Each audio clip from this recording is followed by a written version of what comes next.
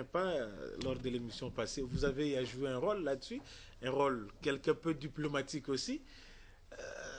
Alors, Mobutu termine de la manière dont tout le monde le sait.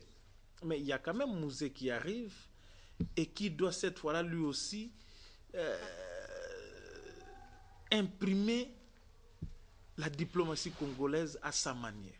Bon. Le président, j'allais dire le président Laurent Désiré Kabila, mais communément appelé Mouzé. Mouzé, n'est-ce pas? Mouzé est arrivé dans un pays effondré, effondré sur tous les plans, n'est-ce pas?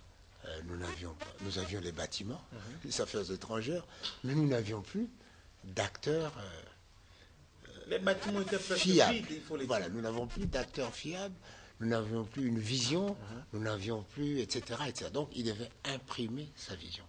Et malheureusement, il est arrivé à un moment où il devait faire face à l'ambition hégémonique importante de la part du Rwanda et de la part de l'Ouganda.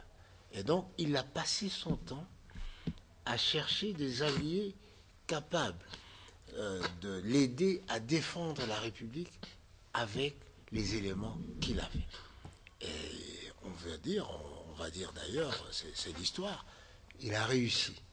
Parce que la guerre africaine, la première guerre africaine, Oui, est une réussite oui. de Mouzé à défendre la République Oui. contre les appétits gloutons de certains voisins, etc. Et une thèse qui n'était pas acceptée au départ, hein. C'est sur vraiment un combat permanent. Vous savez, malheureusement, nous parlons de 55 ans d'histoire en quelques minutes. Oui. Mais pour parler de ces périodes, nous ne soulignons pas assez la persévérance. Kasavubu et Lumumba étaient persévérants pour convaincre l'ONU, pour convaincre les alliés, pour combattre ceux qui voulaient la balkanisation du pays. La sécession. Pendant 5 ans, c'est combien de nuits d'insomnie. La même chose pour Mobutu. La même chose pour Mouzé, qui dans un moment, dans une période d'ailleurs tragique.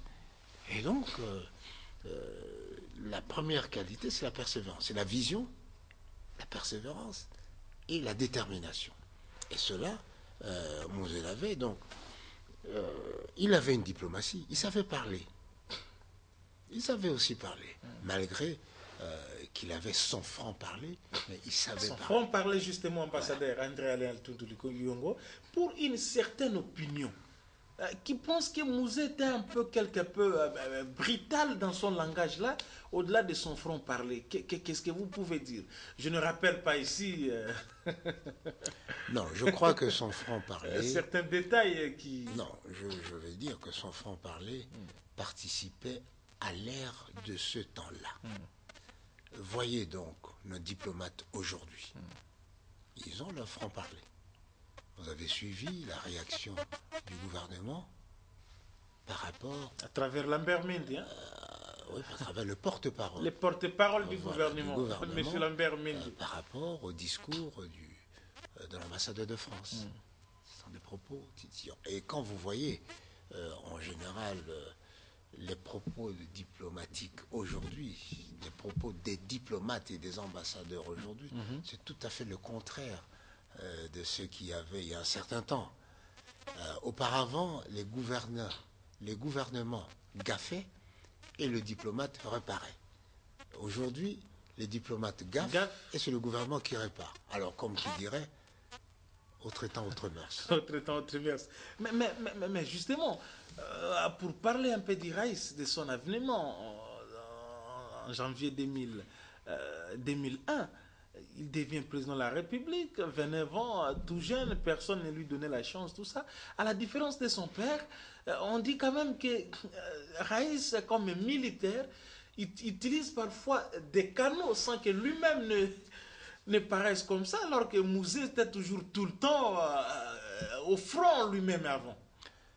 Vous savez, Parce qu'il ne faut pas oublier que les porte-parole du gouvernement aujourd'hui, avec la suppression du poste de porte-parole du chef de l'État, Lambert Mende fait quand même les deux à la fois. Il parle au nom du président et au nom du gouvernement. Vous savez, on dit que aux âmes bien nées, la valeur n'attend pas le nombre d'années. Ah oui. Qu'est-ce que ça veut dire? Cela veut dire que les âmes bien nées ont dans leur ADN toutes les qualités nécessaires pour éclore. Et ils ont l'avantage d'une éclosion précoce. Voilà. Donc, c'est pour vous dire que lorsque le président Joseph Kabila est arrivé au pouvoir, à part les émotions compréhensibles de premier moment, il avait une vision grandiose de notre République. La République devrait sortir de l'anonymat. Pour sortir de l'anonymat, la République devrait remplir un certain nombre de conditions. Maîtriser la sécurité du territoire, c'était la première tâche, et il a réussi. Mettre de l'ordre dans l'économie. La reprise des coopérations structurelles avec les institutions de Bretton-Woods. Mettre de l'ordre dans l'économie pour aboutir à l'effacement de la dette. Les gens n'y pensent plus. Il a fallu de la persévérance. Il a abouti à ça. Il devait avoir une structuration de tâches de nos problèmes, une conceptualisation des problèmes pour les attaquer de façon systématique. C'est ça, les 5 chantiers. Le pays est immense, les problèmes se posent tous avec la même urgence, sinon la même priorité. Alors il fallait hiérarchiser ces priorités de façon corrélationnelle. Et donc c'est ce qu'on appelle les 5 chantiers. Les 5 chantiers... Ambassadeur Atundu, je suis tenté de vous poser la question. Avez-vous participé à l'élaboration, à la mise sur pratique de cette vision du président, les 5 chantiers de la République? Parce que de la manière dont vous la définissez... Le président explique à ses collaborateurs. Parce que souvent, lui, vous, les cadres politiques de l'AFP, vous ne maîtrisez pas la vision même du président. Le président donne les idées et il nous appartient, j'allais dire, d'évangéliser, c'est-à-dire de répandre ces idées dans l'opinion nationale et dans l'opinion internationale. D'évangéliser. Voilà. Parce que cette vision est porteuse de bonheur. C'est ça, évangéliser. Voilà. Et donc, après les 5 chantiers, il a fallu donner un coup d'accélérateur. Un coup d'accélérateur qu'il appelait la révolution de la modernité. En quoi la révolution de la modernité est une avancée par rapport aux 5 chantiers? À travers les 3 objectifs, ou les 3 structurants de la révolution de la modernité. C'est la diminution de la pénibilité. Il faut diminuer les peines de la tâche qu'on fait. C'est ça la modernité. L'accès au confort. Il faut que vous soyez plus à l'aise lorsque vous faites une tâche qui n'a plus la même peine qu'auparavant. L'hôtel du gouvernement, on est Et puis, il faut améliorer l'environnement. Ah oui. Pour l'environnement du travail. Voilà, l'environnement de façon générale. Oui. Et l'hôtel du gouvernement est un paradigme, si vous voulez, de la révolution. Oui, de la pas moins que la RTNC aussi. Voilà, voilà. Mais la RTNC existe depuis. Je dis le paradigme de la révolution de la modernité. Et donc, voilà un peu. Alors, lorsqu'il a rempli toutes ces conditions, pour les remplir, il a fallu un instrument de gestion des relations internationales. C'est ça la diplomatie d'émergence. Chaque acte diplomatique que le président posait, eh bien, était destiné à nous sortir de l'anonymat. C'est ainsi qu'il a tout fait pour nous redonner la parole dans les assemblées internationales. ONU, Union africaine et les cotisations dans d'autres, etc. Il a tout fait pour le faire. Il a tout fait pour nous arrimer au développement du monde. C'est ça l'émergence. Nous devons être dans le peloton de ceux qui... Alors pour cela, nous avons la maîtrise de l'inflation, nous avons la maîtrise de l'économie, nous avons le taux de croissance, etc. Tout ça, ce sont des éléments qui participent à l'image émergente de notre République. Alors, est-ce qu'il faudrait-il dire que pour ces quelques minutes qui nous restent, ambassadeur André Alain Toundou, le président Joseph Kabila... Un autre élément important de cette émergence, c'est l'émancipation financière. Parce qu'en réalité, nous étions restés dans le schéma Est-Ouest. Et comme les 5 chantiers, la révolution de la modernité exigeaient des moyens autrement plus importants que ceux que nous offraient nos alliés traditionnels, il a fallu beaucoup de courage, et j'allais dire même de témérité au président de la République, pour chercher une voie... On se rappellera aussi du contrat chinois. Hein, voilà, c'est une voie innovante. Ah oui. Alors, il est allé chez les Chinois, il a dit, eh bien, nous avons nos matières, donnez-nous l'argent. Certains ont crié au scandale, au troc. Oui, c'est le troc, mais nous ne sommes pas les premiers. Souvenez-vous, c'est l'ONU d'ailleurs, en Irak, qui avait le pétrole contre nourriture. Et donc, nous avons le droit d'utiliser nos ressources pour un mieux-être de la population et pour l'intérêt bien compris de la République. Et donc, le président est allé dans cette voie innovatrice ou innovante, n'est-ce pas, de l'émancipation financière. C'est un élément très capital aussi. C'est un élément important pour l'émergence. D'accord. L'autre élément d'émancipation, c'est l'émancipation démocratique. Nous sommes un État démocratique. Nous participons, nous acceptons la valeur universelle de la démocratie. Mais nous sommes le premier à dire qu'il n'y a pas de démocratie universelle. Chaque État est une démocratie à part, avec ses réalités, ses paradoxes, ses contradictions qu'il doit gérer. Ainsi, la France n'est pas les États-Unis. La France n'est pas la Belgique. La Grande-Bretagne n'est pas la RDC. La France, lorsque le gouvernement est bloqué, la Constitution avait prévu le passage en force. Eh bien, le Premier ministre vient de l'utiliser 2 fois de suite.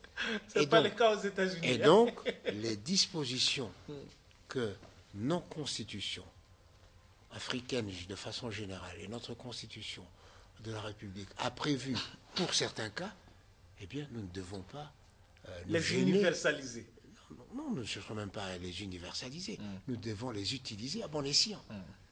Lorsque un handicap se présente, pour lequel la Constitution avait prévu des dispositions, pourquoi ne pas l'employer? Donc on peut aussi glisser. D'une façon générale. Donc on peut glisser aussi, il n'y a pas de problème. Je ne sais pas, je ne fais pas du patin à roulette ni des patins sur glace, mais je sais que la disposition qui garantit la stabilité structurelle de notre pays, c'est la disposition qui dit qu'une institution reste en place. Disons, les acteurs d'une institution restent en place tant qu'il n'y aura pas d'autres acteurs. Voilà. Je crois que ça, c'est une disposition que nous devons employer sans complexe et aucun homme généralement, normalement constitué, ne devrait nous en vouloir. Quant à ce.